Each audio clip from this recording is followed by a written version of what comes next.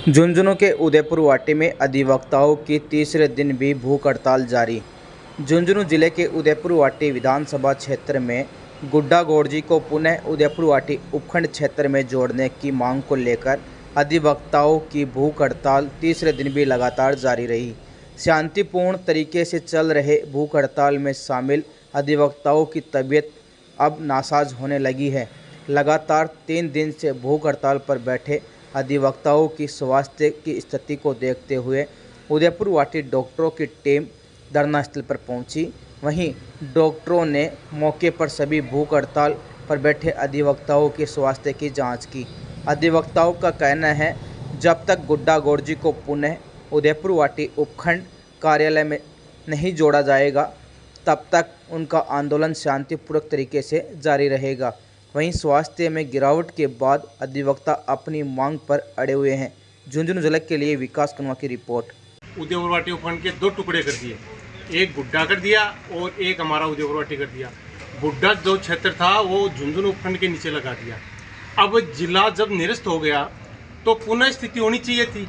आज तक पुनः स्थिति नहीं हुई।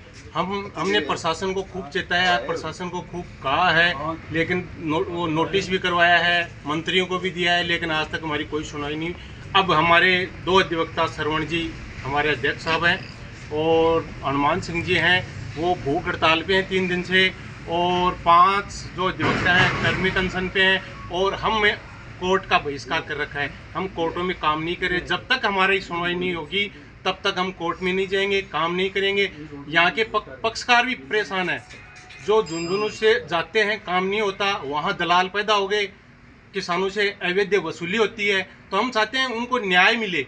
वो परेशान होकर हमारे पास आते हैं, तो हम तो यही चाहते हैं कि जो पुनः स्थिति होनी चाहिए थी वो नहीं हुई।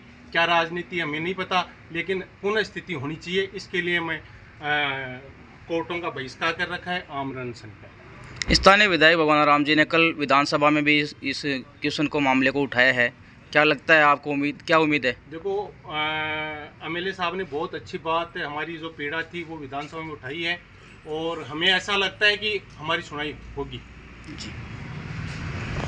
प्रशासन की भी हलचल है, प्रशासन एक्टिव भी हुआ है, डॉक्टर की टीम भी आ रही है। कल भी हनुमान जी का और श्रवण जी का इनका मेडिकल चेकअप हुआ था, और आज भी डॉक्टर वगैरह आने पे ही है। आज भी इनका पुनः मेडिकल परीक्षण होगा।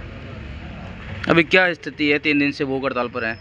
स्थिति ये है कि सरकार तक हमारी मांग पहुंची है। कल विधानसभा सत्र शुरू हुआ था, तो उसमें हमारे जो क्षेत्र के एमएलए हैं भगवान राम जी सैनी, उन्होंने भी हमारी मांग को विधानसभा सत्र में उठाया है पुरजोर से।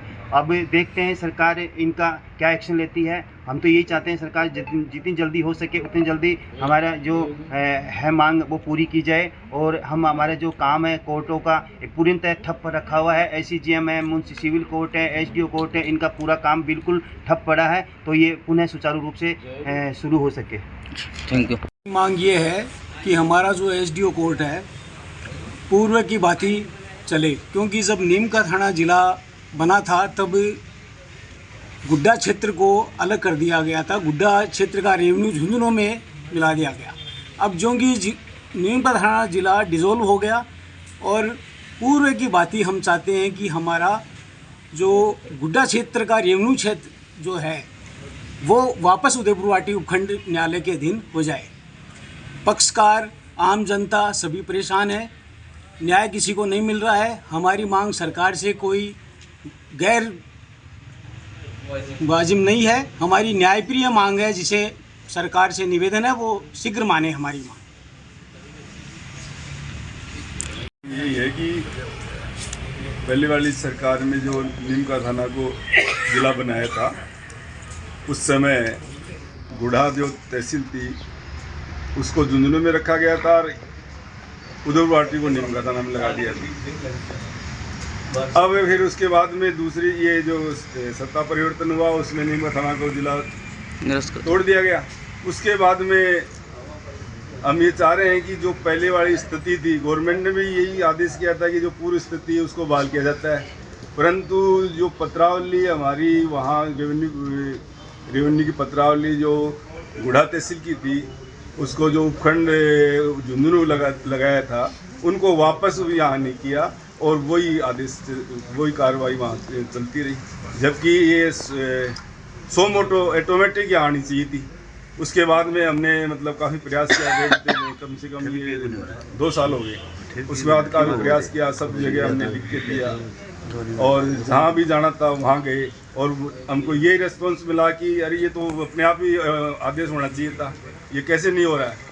फिर भी इसके बाद में कोई हमारी सुनाई नहीं होने के कारण हमें मजबूर होकर के ये कदम उठाना पड़ा है और ये भूख हड़ताल 3 दिन से जारी है।